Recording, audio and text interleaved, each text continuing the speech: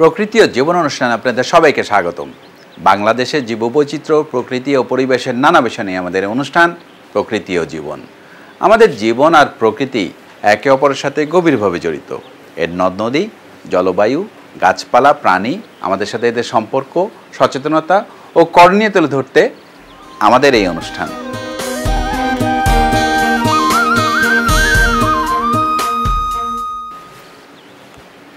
আমাদের দেশের উভচর প্রাণীদের মধ্যে একটি অংশ দখল করে আছে বিভিন্ন প্রজাতির গেছো ব্যাঙ।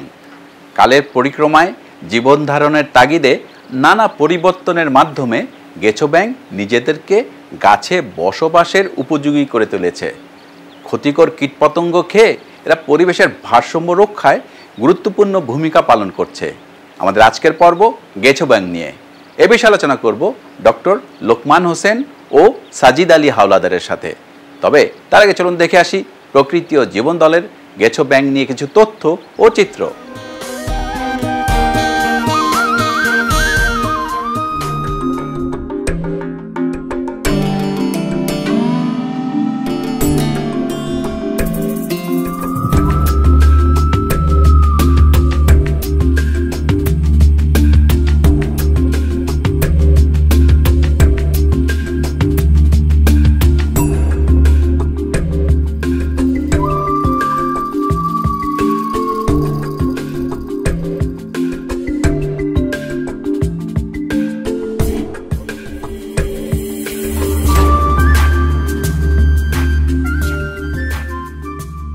ব্যাঙ বাংলাদেশের সুপরিচিত উভচর প্রাণী।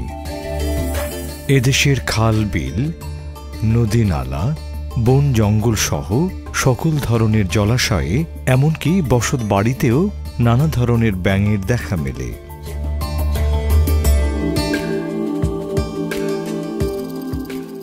এরা সারা বছর জুড়ে ছড়িয়ে ছিটিয়ে থাকলেও বর্ষার সময়ে বৃষ্টির পানিতে খাল, বিল ও ডোবা ভরে উঠলে চারপাশ থেকে ভেসে আসে এদের অবিরাম ডাক।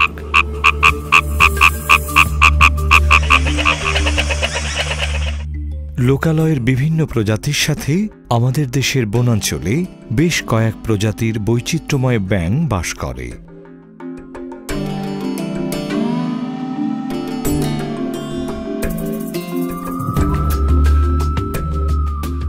এদের পাশাপাশি আছে গাছে বাস করা ব্যাঙের প্রজাতিগুলো, যারা গেছো ব্যাঙ নামেই অধিক পরিচিত।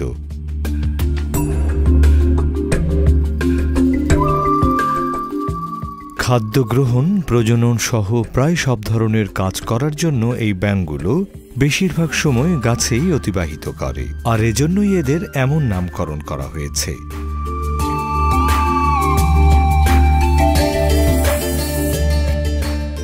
বাংলাদেশে প্রায় 7 প্রজাতির গেছো ব্যাঙের দেখা মেলে। এদের মধ্যে ক্ষুদে গেছো ব্যাঙ, উড়ন্ত গেছো ব্যাঙ, ডোরাকাটা গেছো ব্যাঙ, চিত্রা গেছো ব্যাঙ ও বড় গেছো ব্যাঙ অন্যতম। বাংলাদেশে সবচেয়ে বেশি দেখা যায় ডোরাকাটা গেছো ব্যাঙ।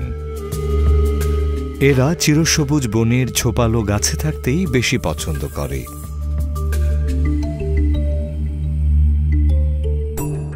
কখনো কখনো লোকালয়ের আশেপাশে বিভিন্ন গাছেও এদেরকে দেখা যায়। ডোরাকাটা গেছো ব্যাঙের দেহের রং হলদে বাদামি রঙের। এদের পিঠের উপর হালকা কালো রঙের ডোরা খুব সহজেই দেখা যায়। এদের দেহ বেশ সরু আকারের এবং মাথা কিছুটা প্রশস্ত। নাসারন্ধ্র সহ মাথার সামনের দিকটা সূচালো। গাছে বসবাস করার জন্য দেহের এই গঠন খুবই উপযোগী।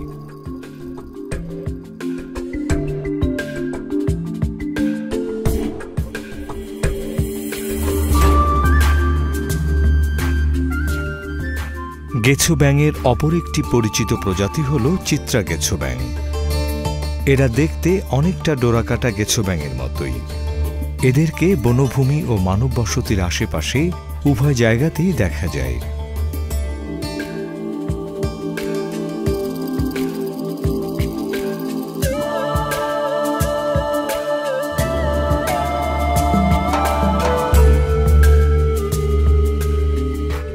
তবে উড়ন্ত গেছো ব্যাঙকে শুধুমাত্র চিরসবুজ বনেই দেখা যায়।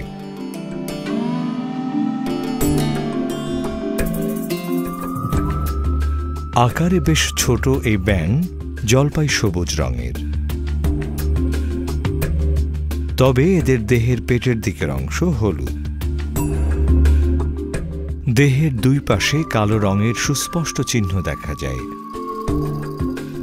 উড়ন্ত গেছো ব্যাঙের সামনের পা হলুদ রঙের হলেও পেছনের পায়ের পাতা লাল রঙের।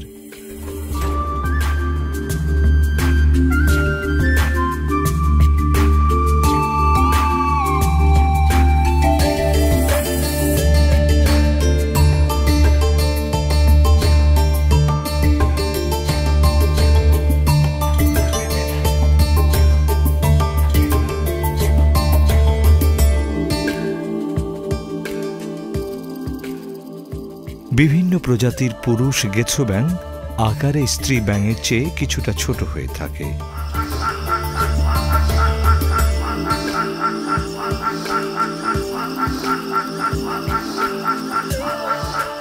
তবে প্রায় সব প্রজাতির ব্যাঙের পাগুলো বেশ লম্বা আকারের।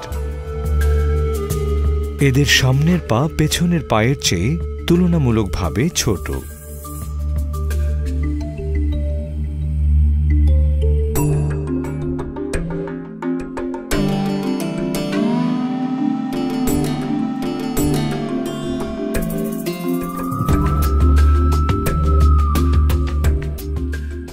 এদের চোখ গোলাকার এবং বেশ বড় আকারের।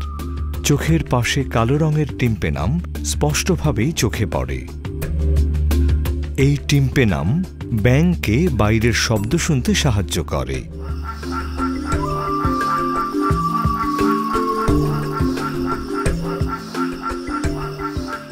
গেছো ব্যাঙের চলাফেরায় বৈচিত্র্য এনেছে তাদের পায়ের ডিস্ক বা আংটাযুক্ত আঙুল।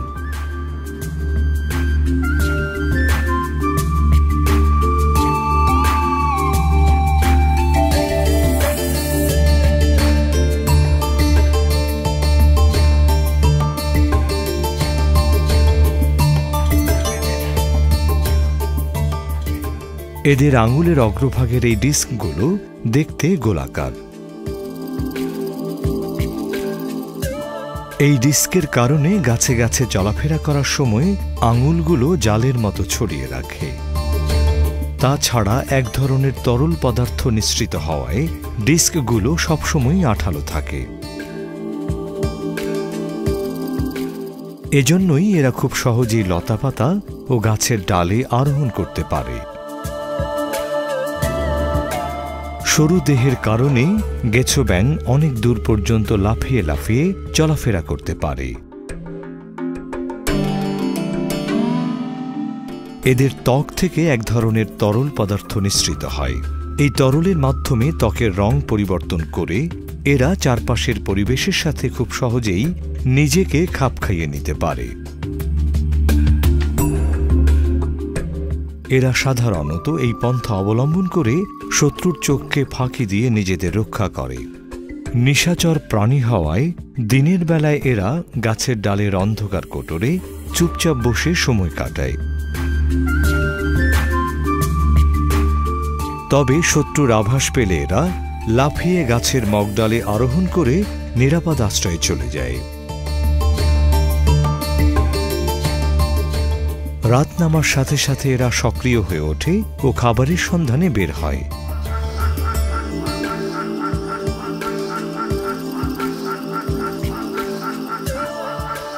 খাবারের জন্য এরা শিকারের উদ্দেশ্যে বনের বিভিন্ন গাছে বিচরণ করে। এরা ঝোপঝাড় বা গাছের আড়ালে চুপচাপ বসে শিকারের জন্য অপেক্ষা করে। এদের খাদ্য তালিকায় রয়েছে মশা, মাছি, পিঁপড়া, উঁইপোকা, শামুক ও বিভিন্ন ধরনের কীটপতঙ্গ। সাধারণত বর্ষাকালে এরা প্রজনন সম্পন্ন করে।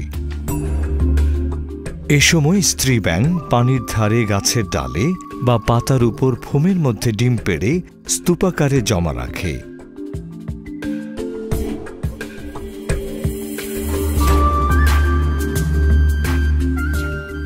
এখান থেকে ডিম ফুটে ব্যাঙাচি বের হয়ে পানিতে চলে যায় এবং নতুন জীবনচক্র শুরু করে। গেছো ব্যাঙগুলো ক্ষতিকর কীটপতঙ্গ, মশা মাছি, এদের লার্ভা প্রভৃতি খেয়ে যেমন অর্থনৈতিকভাবে সহায়তা করছে, তেমনি প্রাকৃতিক ভারসাম্য রক্ষায় অপরিসীম অবদান রেখে যাচ্ছে। কিন্তু বনভূমি উজাড়ের কারণেই মূলত এই গেছো ব্যাঙগুলো আমাদের দেশ থেকে দ্রুত কমে যাচ্ছে। এভাবে চলতে থাকলে হয়তো অদূর ভবিষ্যতে এই গেছো ব্যাঙগুলো বিলুপ্ত হয়ে যাবে। এতে আমাদের সামগ্রিক পরিবেশ ব্যবস্থা ক্ষতিগ্রস্ত হবে।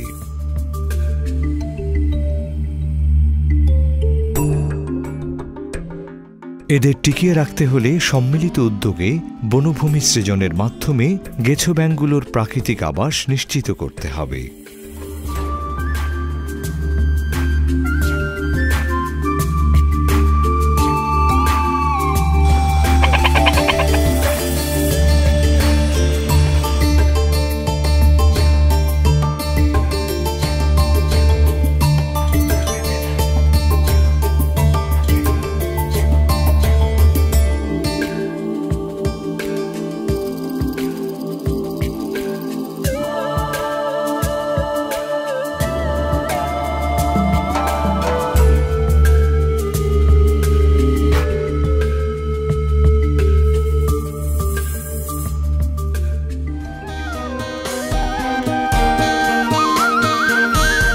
দর্শক মণ্ডলী, আমরা তখন দেখলাম গেছো ব্যাঙ নিয়ে বিস্তারিত প্রতিবেদন।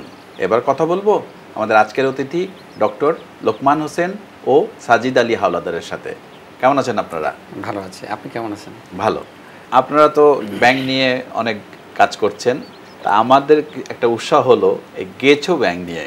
আসলে এই গেছো ব্যাঙ কোথা থেকে আসলো, কীভাবে আসলো এবং গেছো হলো কি করে গেছো ব্যাঙ, আপনি একটু বলবেন আমাদের? এটার নামের মধ্য দিয়েই প্রকাশ পায় যে আসলে যেই ব্যাঙগুলো গাছে বসবাস করতে অভ্যস্ত, প্রকৃত অর্থে এরা উভচর প্রাণী, অর্থাৎ এরা অ্যাম্ফিবিয়াস শ্রেণীর একটি প্রাণী। আজ থেকে 22.5 কোটি বছর আগে ডেভোনিয়ান পিরিয়ডে ক্রসপটেরিজিয়ান মৎস্য থেকে আসলে এই উভচরদের উৎপত্তি। যদিও এরা বিবর্তনের ধারাবাহিকতায় বহুজন প্রক্রিয়ার মাধ্যমে স্থলে বসবাস করতে অভ্যস্ত হয়েছে, কিন্তু তারপরেও তাদেরকে তাদের জীবনের কোনো না কোনো সময় পানিতে যেতে হয়। সারা পৃথিবীতে প্রায় 4360টি ব্যাঙ রয়েছে, তার মধ্যে 350টি হচ্ছে গেছো ব্যাঙ। তাদের বিশেষ বৈশিষ্ট্যগুলোর মধ্যে হয়েছে যে তাদের সামনের এবং পিছনের পায়ের যে সর্বশেষ যে আঙ্গুলটি সেটা পরিবর্তন হয়ে নখরে পরিবর্তিত হয়েছে, যাতে করে সহজেই তারা গাছে উঠতে পারে।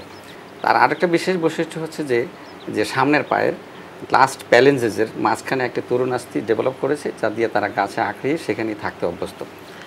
এগুলো তার বিশেষ বৈশিষ্ট্য, যেই বৈশিষ্ট্যগুলোর মধ্য দিয়ে তারা গাছে বসবাস করতে পারে। তা আমাদের দেশে এগুলোর সংখ্যা প্রায় 60টি, যেমন ডোরাকাটা গেছো ব্যাঙ, ছোটো গেছো ব্যাঙ আমরা বলি, লালপা গেছো ব্যাঙ, তারপরে পাতাবাসী গেছো ব্যাঙ, মানে 2 দাগি সবুজ গেছো ব্যাঙ, 2 দাগি গেছো ব্যাঙ ইত্যাদি। এরা যেহেতু মাছ থেকে মানে পরিবর্তিত হয়ে স্থলচরে এসেছে, কিন্তু তাদের মাছের আইস আছে বটে, কিন্তু ব্যাঙের কোনো আইস নেই। আইস না থাকলেও তাদের দেহে মিউকাস স্রাবী এক ধরনের কোষ থাকে, যে কারণে তার শরীরটা স্যাঁতসেঁতে থাকে। কিন্তু সূর্যের আলোর উপস্থিতি তারা আসতে চায় না, এই কারণে যে যদি সূর্যের আলোর কাছাকাছি আসে তাহলে তাদের ত্বকটা শুকিয়ে যাবে এবং তারা মারা যেতে পারে। সেই কারণে সবসময় তারা ছায়াযুক্ত জায়গায় থাকে। এরা এই ছায়াযুক্ত জায়গা থাকতে হলে তাদেরকে ফরেস্টকে বেছে নিতে হয়, যেখানে সেমি এভারগ্রিন বা এভারগ্রিন ফরেস্ট আছে, যেমন ধরি আমরা চট্টগ্রাম, সিলেট, পার্বত্য চট্টগ্রাম অঞ্চলে। এই অঞ্চলটাতে আসলে গেছো ব্যাঙের সংখ্যা একটুখানি বেশি। আমাদের দেশে এই গেছো ব্যাঙ কমে যাচ্ছে কি মূলত এই গাছের কারণেই, না অন্য কোনো কারণও আছে এর সাথে? গেছো ব্যাঙের সংখ্যা কমে যাওয়ার অনেকগুলো কারণ থাকতে পারে। একটা হচ্ছে তার হ্যাবিটেট ডিস্ট্রাকশন, যে নির্বনায়ন বলতে আমরা একটা বুঝি যে যে ওয়াইল্ড ফরেস্টে কিন্তু তাদের মূল আবাস। ওয়াইল্ড ফরেস্ট এই কারণে তাদের মূল আবাস যে ওয়াইল্ড ফরেস্টগুলোতে তাদের ছায়াটা বেশি থাকে। দ্বিতীয় হলো ওয়াইল্ড ফরেস্টের কোঠরিতে জমানো পানিতে তারা ডিম ছাড়ে। তৃতীয়ত হচ্ছে ওয়াইল্ড ফরেস্টে অ্যাভেলেবেল যে কীটপতঙ্গ আছে সেগুলো তারা খাদ্য হিসাবে গ্রহণ করে। তো সম্প্রতি দেখা গেছে যে ওয়াইল্ড ফরেস্টকে কেটে ফেলে সেখানে একজোটিক স্পিসিস রোপণ করার একটা প্রবণতা মানুষের মধ্যে লক্ষ্য করা গেছে। এই ওয়াইল্ড ফরেস্ট কমে যাওয়ার কারণে কিন্তু বনের মানে আমাদের গ্যাসো ব্যাঙের সংখ্যা কমে গেছে। দ্বিতীয় হচ্ছে যে প্রচুর পরিমাণে অ্যাগ্রোকেমিক্যালস লাইক কীটনাশক সার, রাসায়নিক সার প্রয়োগ হচ্ছে। তাছাড়া ইনসেক্টস ডাইরেক্টলি এই অ্যাগ্রোকেমিক্যালস দ্বারা আক্রান্ত হয় এবং পোকামাকড়গুলো আমাদের গ্যাসো ব্যাঙেরা খায়, এতে করে তাদের ফার্টিলিটি কমে যাচ্ছে। সেটাও একটা অন্যতম কারণ যে তাদের সংখ্যা কমে যাওয়া।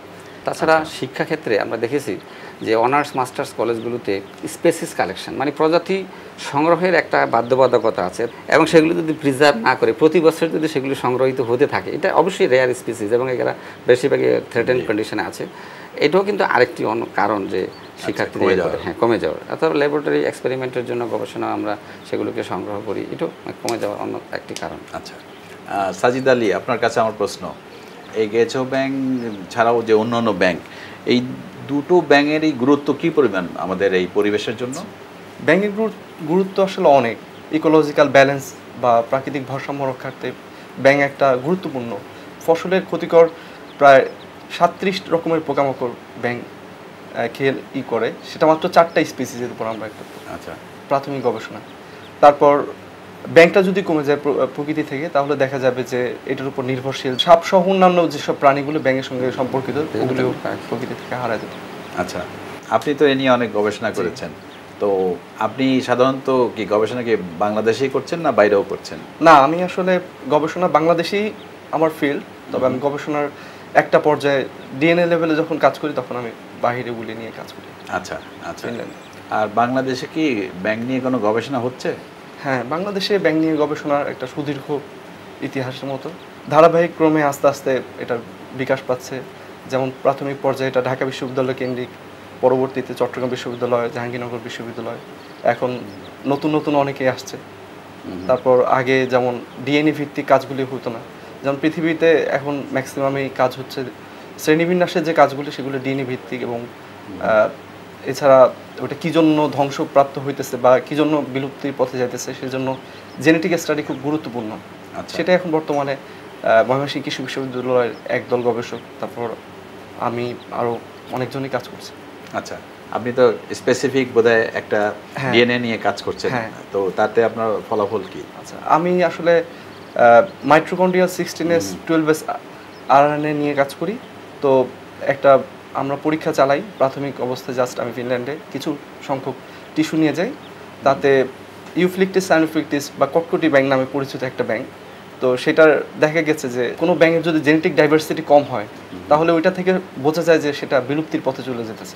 যেটা ফরেস্টে পাওয়া যায়, ফরেস্টের ইউফ্লিকটিস সাইনোফ্লিকটিসের জেনেটিক ডাইভার্সিটি অনেক বেশি, হ্যাপ্লোটাইপ বিভিন্ন ধরনের, কিন্তু যেটা হলো আমাদের ফসল বা ধান ক্ষেতের আশেপাশে থাকে বা লোকালয়ে থাকে সেটা জেনেটিক ডাইভার্সিটি খুবই কম। আচ্ছা, তো এ থেকে বোঝা যায় যে আসলে মানে এখানে পেস্টিসাইড এবং হ্যাবিটেট ধ্বংসের কারণে এবং আইসোলেশন বিভিন্ন কারণে জেনেটিক ডাইভার্সিটি নষ্ট হয়ে যেতেছে এবং ব্যাংকটা বিলুপ্তির পথে আগে যেতেছে। আমরা প্রায় দেখি গ্রামে বিভিন্ন জায়গায় দেখি শুধু শুধু ব্যাংকে মারা হয় ঢিল ছুঁড়ে অথবা নানাভাবে, বাচ্চারা খেলাও করে ব্যাংকে ধরে। আসলে এটা কতটুকু যুক্তিসঙ্গত মনে করেন আপনি? আসলে গ্রামে কিছু কুসংস্কার যেমন আছে, যেমন গেছো ব্যাঙের উপরে। নেত্রকোনার দিকে গেছিলাম, সেখানে মানুষ রীতিমতো ভয় পায় গেছো ব্যাঙ দেখলে, তারা মনে করে এটা কামড় দিতে পারে এবং তারা শুধু শুধু এটাকে মারে। তাদের একটা ভ্রান্ত ধারণা ব্যাঙের ইউরিন পায়ে লাগলে পায়ের ওই জায়গাটা পচে যাবে কিংবা ওখানে কোনো ক্ষত হবে। আসলে এইটা কতটুকু ঠিক? এটা আসলে সম্পূর্ণ ভিত্তিহীন একটা ব্যাপার, কারণ বাংলাদেশে এমন কোনো ব্যাঙ নাই যেটা আসলে মানুষের জন্য ওইভাবে ক্ষতিকর। মানে ব্যাঙের আসলে কোনো কিছুই ক্ষতি করে না মানুষকে, তাই তো? হ্যাঁ, আমাদের কুসংস্কার কিংবা আমার ভ্রান্ত ধারণা এটা চলে আসতেছে কত বছর ধরে। এই ব্যাপারে আমাদের আসলে কি করা উচিত, কি ধরনের সচেতনতা আমাদের বৃদ্ধি করা উচিত? সেটা আসলে আমাদের যে বিভিন্ন স্কুলে ক্যাম্পেইনের মাধ্যমে তাদের বোঝাইতে হবে যে এটা আসলে আমাদের জন্য কত উপকারী এবং এই ব্যাঙ হারায় গেলে পৃথিবীর জন্য এবং আমাদের বাংলাদেশের জন্য কতখানি ক্ষতিকর। যেমন বাংলাদেশ থেকে হপ্লোবেটাগাস টাইগ্রিনাস ব্যাঙটা বিদেশে রপ্তানি করা হতো, তখন দেখা গেছে যে ফসলের উপর এমনভাবে ক্ষতিকর একটা প্রভাব দেখা দেয়, পরবর্তীতে এটা মানে ব্যাঙের পা রপ্তানির ব্যাপারটা বলছেন আপনি। তো সেই অবস্থা থেকে আমরা পরে বুঝতে পারি যে ব্যাঙের কতটুকু প্রয়োজন এই পরিবেশে আমাদের বাংলাদেশে, বিশেষ করে আমাদের যেহেতু কৃষি প্রধান দেশ, তো কৃষির উপর আমাদের অর্থনীতি নির্ভরশীল, সেখানে ব্যাঙ একটা অনন্য ভূমিকা পালন করে। আমাকে একটু বলবেন ডক্টর লোকমান, যে এদের সংরক্ষণ করতে হলে আমাদের কি করা উচিত? সংরক্ষণের দৃষ্টিতে আমি যেটা বলি যে সর্বপ্রথম যে জনসচেতনতা বাড়াতে হবে। তো সেটার জন্য আমাদের যে প্রচার মাধ্যমগুলো আছে, যেমন প্রিন্টেড মিডিয়া, দৈনিক পত্রিকা আছে, poster, electronic media like TV, radio, এগুলো থেকে ব্যাপক প্রচার করতে হবে। দ্বিতীয় দিক হচ্ছে যে আমাদের যে টেক্সট বইগুলো, বুকস যেগুলো প্রাইমারি থেকে হায়ার এডুকেশন পর্যন্ত, সেগুলোর মধ্যে এই ব্যাংকের বা বিশেষ করে গ্যাচো ব্যাংক বা অন্যান্য ব্যাংকের যে কন্ট্রিবিউশন আছে এগুলোকে হাইলাইট করতে হবে। তৃতীয়ত হচ্ছে যে 1974 সালে বন্যপ্রাণী সংরক্ষণ আইন কিন্তু প্রবর্তিত হয়েছে বাংলাদেশে। আমি মনে করি যে সেই 74 সালে বন্যপ্রাণী সংরক্ষণ আইনটা বলবৎ করতে হবে। ব্যাংকের যে হ্যাবিটেট সংরক্ষণের জন্য সরকারের গুরুত্বপূর্ণ ভূমিকা নিতে হবে। জলাশয়গুলোকেও আমাদের, যে জলাশয় প্লাস ফরেস্ট, সেখানে অভয়ারণ্য বা ন্যাশনাল পার্কের সংখ্যা বাড়াইতে হবে, নাহলে একসময় এগুলো হারিয়ে যাবে। সবচেয়ে গুরুত্বপূর্ণ দিক হচ্ছে যে যারা ওই যে ফিশারি হ্যাচারি বা বাচ্চা রিয়ার করে, এই সমস্ত পুকুরগুলো থেকে সকল ধরনের ব্যাঙ ব্যাপক হারে নিধন করে। ওদের ধারণা হচ্ছে যে এই ব্যাঙগুলো বোধহয় মাছের ফোনা খেয়ে ফেলে, যে নিষ্ঠুরভাবে নির্দয়ভাবে তারা, আমি নিজেও দেখেছি প্র্যাকটিক্যালি, ধরে বস্তার মধ্যে রেখে মাটির মধ্যে পুঁতে রাখে। তা আমার মনে হয় এই ধারণাটা মানুষের মধ্যে যদি দেয়া যায় যে না, আসলে এই ব্যাঙেরা বা উভচর প্রাণীরা আসলে কোনো অবস্থাতেই মাছের ফোনা খায় না, তা আমার মনে হয় এই বিষয়গুলোকে খুবই গুরুত্ব সহকারে নিতে হবে। তবে এই কথাটা মনে রাখতে হবে যে সকল বন্যপ্রাণী প্রকৃতির একটি মূল্যবান সম্পদ। এগুলোকে সংরক্ষণ না করতে পারলে পরিবেশের ভারসাম্য সংরক্ষিত হবে না এবং আমরাও সার্ভাইভ করতে পারবো না, আমরাও হারিয়ে যাবো অবশ্যই। আপনাদের অনেক ধন্যবাদ দুজনকেই, অনেক তথ্য জানা গেল আপনাদের কাছ থেকে। আপনাকে অনেক ধন্যবাদ যে আমাদেরকে স্টুডিওতে ডেকে আনার জন্য। ধন্যবাদ। জি, থ্যাংক ইউ। দর্শক মণ্ডলী, প্রকৃতি ও জীবন অনুষ্ঠানের এবারে সেগমেন্টটি হচ্ছে আপনি জানেন কি। চলুন জানা যাক গেছো ব্যাংক নিয়ে কিছু তথ্য। আপনি জানেন কি, গ্লাস ফ্রগের ত্বক এতই স্বচ্ছ যে এদের ত্বকের মধ্য দিয়ে হাড়, পেশি সহ সকল অঙ্গ প্রত্যঙ্গ, এমনকি হৃদস্পন্দন প্রক্রিয়া পরিষ্কারভাবে দেখা যায়। রেড আই ট্রি ফ্রগ এক লাফে এর দেহের 20 গুণ দৈর্ঘ্য অতিক্রম করতে পারে। পৃথিবীর সবচেয়ে বড় গেছো ব্যাঙ হল হোয়াইট লিপড ট্রি ফ্রগ, যার দৈর্ঘ্য সর্বোচ্চ 13 সেন্টিমিটার, এবং সবচেয়ে ছোট গেছো ব্যাঙ সিসেরিস ট্রি ফ্রগ, যার দৈর্ঘ্য মাত্র 11 মিলিমিটার। হোয়াইট ট্রি ফ্রগ তাদের ত্বকের মাধ্যমে দেহের তাপমাত্রা নিয়ন্ত্রণ করতে পারে। গেছো ব্যাঙের দেহ নিঃসৃত তরল পদার্থ শীতকালে এদেরকে জমে যাওয়ার থেকে রক্ষা করে। আমাদের এবারের সেগমেন্টটি হচ্ছে কুইজ। গত পর্বের কুইজটি ছিল নিঝুম দ্বীপ বাংলাদেশের কোন জেলার অন্তর্গত? সঠিক উত্তরটি হল এ, নোয়াখালী। অনেকেই সঠিক উত্তর দিতে পেরেছেন, তবে লটারির মাধ্যমে নির্বাচিত সঠিক উত্তরদাতা হচ্ছেন জিনাত শারমিন, আর্কিটেক্ট, কলাবাগান, ঢাকা। অভিনন্দন আপনাকে। আই এক্সপ্রেসের মাধ্যমে আপনার ঠিকানায় পৌঁছে যাবে আকর্ষণীয় গিফট। এবারে জানিয়ে দিচ্ছি আজকের কুইজ। আমাদের আজকের কুইজ হচ্ছে বাংলাদেশে কয় প্রজাতির গেছো ব্যাঙ দেখা যায়? এ 4 প্রজাতি, বি 7 প্রজাতি। সঠিক উত্তর জানিয়ে শুক্রবার বিকেল 5টার মধ্যে আমাদেরকে SMS করুন। SMS পাঠাতে আপনার মোবাইলের মেসেজ অপশনে গিয়ে টাইপ করুন POJ স্পেস A অথবা B স্পেস আপনার নাম, ঠিকানা ও পেশা, এবং যে কোনো মোবাইল থেকে পাঠিয়ে দিন 6161 নম্বরে।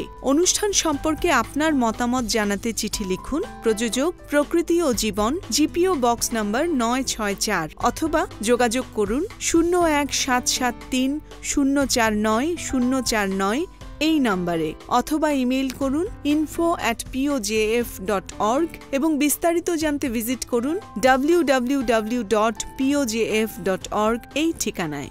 শুধু দর্শক, গেছো ব্যাঙের জীবন ধারণের জন্য অপরিহার্য উপাদান হল গাছ। মানুষের অদূরদর্শী কর্মকাণ্ডে গাছপালা ধ্বংস হয় বাংলাদেশ থেকে গেছো ব্যাঙের সংখ্যা দিন দিন কমে যাচ্ছে। পরিবেশে এদের গুরুত্ব অনুধাবন করে এদের সংরক্ষণে প্রাকৃতিক আবাস রক্ষার কোনো বিকল্প নেই। সুন্দর প্রকৃতিতে গড়ে সুস্থ জীবন, এ আশা নিয়ে শেষ করছি আজকের অনুষ্ঠান। আপনারা সবাই ভালো থাকুন, সুস্থ থাকুন।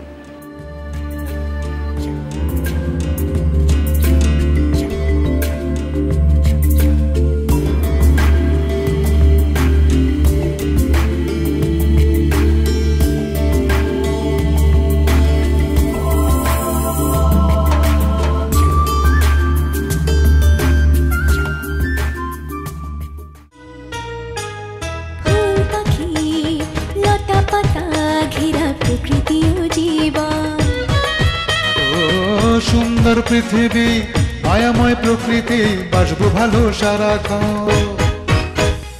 চাই চাই চাই সুন্দর পৃথিবী চাই, চাই চাই চাই সুস্থ পরিবেশ চাই।